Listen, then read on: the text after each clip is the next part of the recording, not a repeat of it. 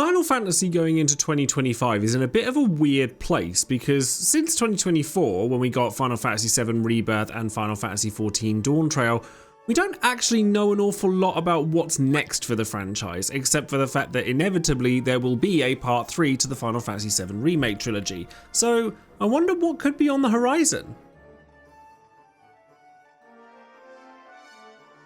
I bring this up now because I think there's a new player in the game that might open things up for Square Enix and the Final Fantasy franchise in the Switch 2.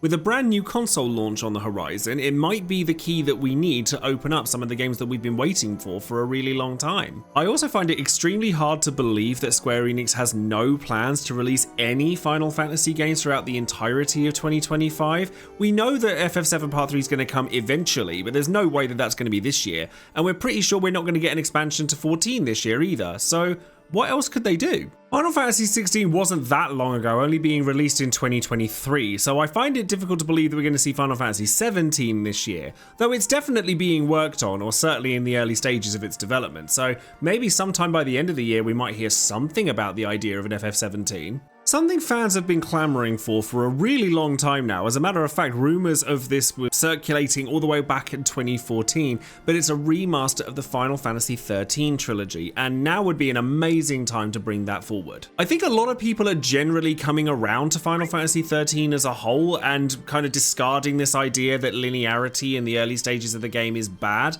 and coming around to the characters. Lightning is now a massive fan favourite. The typical thing that always happens with Final Fantasy games happens, where the last Final Fantasy game is always the worst one to happen, and then after the next one comes out, people look back at it and go, maybe I like this one more than I thought I did. I myself replayed Final Fantasy XIII fairly recently after doing a count-up of all of the Final Fantasy games 1 through 15 on the lead up to Final Fantasy XVI's release and beyond. And after playing 13, I couldn't help but think, how is this game at 15 years old, because it is 15 years old, believe it or not, looking as good as, if not better than, some of the games being released now?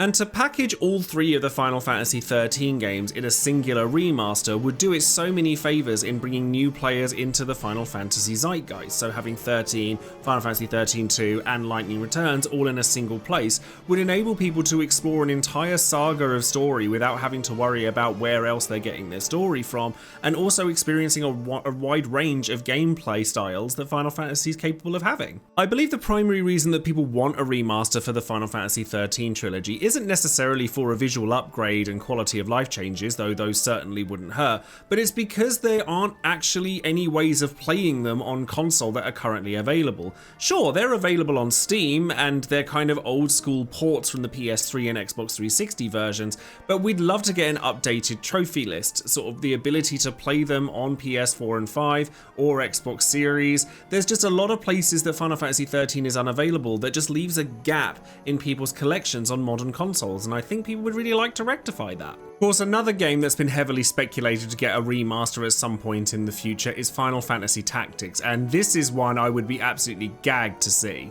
I truly believe that from a narrative standpoint, Final Fantasy Tactics is arguably the best one amongst all Final Fantasy games in the entire history of the franchise. So to be able to bring a new audience to this wonderful game and its deep, interesting gameplay would be absolutely wonderful to do. And I think the Switch 2 might be the perfect place to do it. We've already seen how well Tactics Ogre can work on a Switch console and every other console for that matter through Tactics Ogre Reborn. So just having the idea of Final Fantasy Tactics take on this similar role as something like Tactics Ogre Reborn, or God forbid something like Triangle Strategy, would be a beauty to behold. And quite frankly, any reason to have Count Sidolphus Orlando back on my screen would be a welcome one. People need to understand quite how powerful this man actually is. I'm going to go with a bit of an out there pick before I come to my last one, which is one everyone's looking for, and I'm going to suggest Vagrant Story, because while Vagrant Story isn't canonically a Final Fantasy game, there's nothing stopping that from changing given the history of the game itself.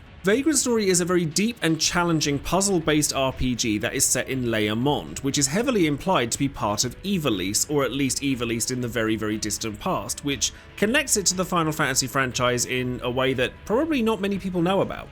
However, it's never been outright said that Vagrant Story is part of the Ivalice Alliance and therefore a Final Fantasy game. So even if I'm just kind of clutching at straws to get Vagrant Story remastered or remade in some way, classifying it as a Final Fantasy game at long last would be a pretty cool way to do it. Oh come now, did you really think I was going to make a list contemplating the future of Final Fantasy in 2025 without mentioning Final Fantasy IX at least once? Final Fantasy IX is my favourite game in the entire franchise with good reason. I love its characters, I love its story, I love its gameplay. I do, however, think that it is the game most deserving of a very, very heavy update.